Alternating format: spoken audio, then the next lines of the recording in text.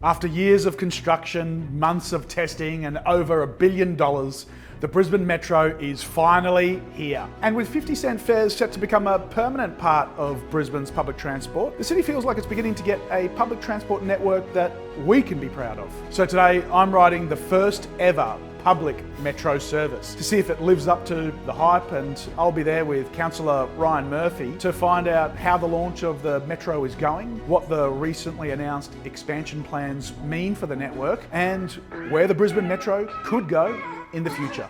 I'm Mel Pikos, and today we're talking tactics.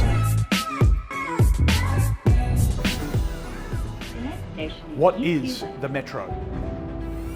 I've made a video all about the Brisbane Metro previously, and I've linked that in the description down below, but here's a quick overview of what the Brisbane Metro is. The Brisbane Metro is a high-capacity public transport system designed to improve travel across Brisbane. It features a fully electric, bi-articulated vehicle similar to buses, but larger, running on dedicated busways. They've been described by some as a trackless tram. The Metro will integrate with the existing bus and train network to reduce congestion and improve travel times by providing turn up and go services, and will run along two routes. Metro 1, which will run from Roma Street to 8 Mile Plains, and Metro 2, which will run from Royal Brisbane and Women's Hospital to UQ St Lucia. Brisbane City Council looked at what the busiest and highest capacity routes were and bolstered these with routes with the integration of Metro, primarily focusing on the significant busways already operational.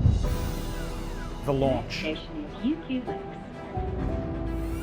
Metro services have finally launched to the public, although not fully launched on the two routes. This is a preview phase, a continuation of the testing that the Metro has been undergoing for the past few months, and it's aiming to get feedback from customers to help prepare for the full rollout of the M1 and M2 routes. This full rollout is expected to be completed in late 2024. At the moment, the Metro will run on the 169 route from 8 Mile Plains to UQ. I was lucky enough to be on the very first trip, and I just happened to be joined by Councillor Ryan Murphy, the Civic Cabinet Chair for Transport for Brisbane City Council. Ryan, 8 years in the making, over $1 billion spent, and we're on the very first metro service right here in 8 Mile Plains. We are, it's so exciting. You can see the bus is absolutely packed. There's a lot of supporters and followers of the project who are here for the first ride, as well as some of the project team and the Transport for Brisbane drivers that are off duty. So it's a really good atmosphere this morning, and the end of a long journey for us in Brisbane City Council.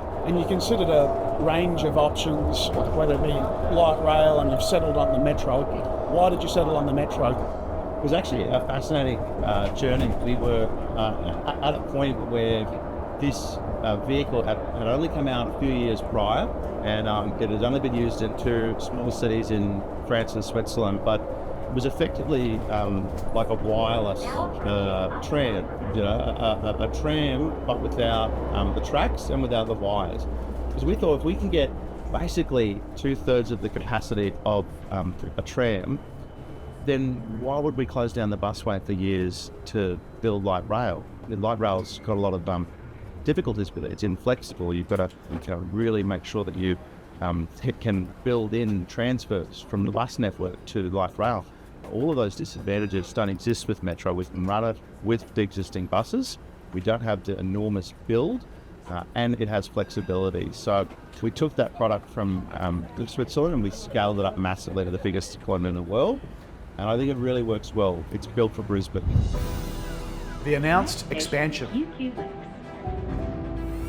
As I've mentioned, there are already expansion plans on the table for the Metro service. In September this year, Lord Mayor Adrian Schrinner, along with the Premier of Queensland and the South East Queensland Council of Mayors, announced plans to upgrade the Metro network with up to 5 new routes and 22 new stations. On the north side, the M2 line would be extended up to Castledine, with stops at Windsor, Lutwyche, Kedron Brook, Kedron North, Chermside, Aspley and of course, Castledine. An M4 line would be created with an option to run straight from the RBWH to DFO and then to the Brisbane Airport, or to service Eagle Junction, Clayfield, Hendra, Ascot, Doomben before ending at the airport. Let me know in the comment section down below which one you'd prefer. On the south side, the M1 line would be extended from 8 Mile Plains down through Roachdale to Springwood. And an M3 line would see a line out to Capalaba, stopping at Stones Corner,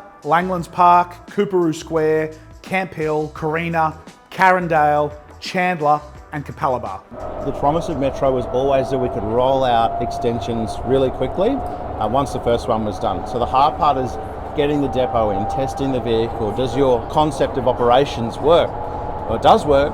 We'll find out today if it works, but if it does work, then you can extend those really easily. And all you need is paint on the road. All you need is signs and lines. So we've been supported by the federal government. We've got a $50 million business case going forward for those line extensions, and Lord Mayor Adrian Schrinner and the team are really excited to take this project forward and to extend the Metro over the next few years.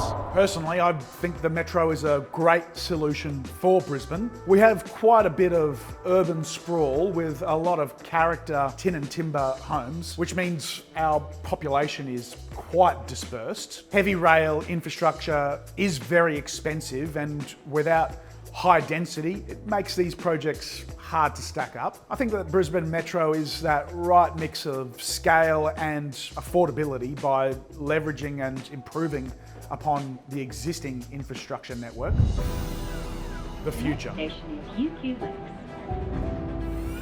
A report from the Climate Council a few months ago said that about 2/3 of residents across the greater Brisbane region do not have access to frequent all-day public transport services. This ranks Brisbane as 5th behind Adelaide, Perth, Sydney and Melbourne. This report came out before the Brisbane Metro launched and before Cross River Rail opens, which is still a while away, but hopefully all this investment in infrastructure can turn that around for the residents of Brisbane. To me, it definitely feels like Brisbane is starting to fix its public transport network, turning it into something that will actually work for the vast majority of people in the city, and also something that we can be proud of. And we can expand networks like the Metro services further. In previous videos, I've suggested creating a Metro ring route that travels around key inner city suburbs, crossing a new green bridge from Bulimba to Hamilton North Shore before heading back into the CBD. We have had so many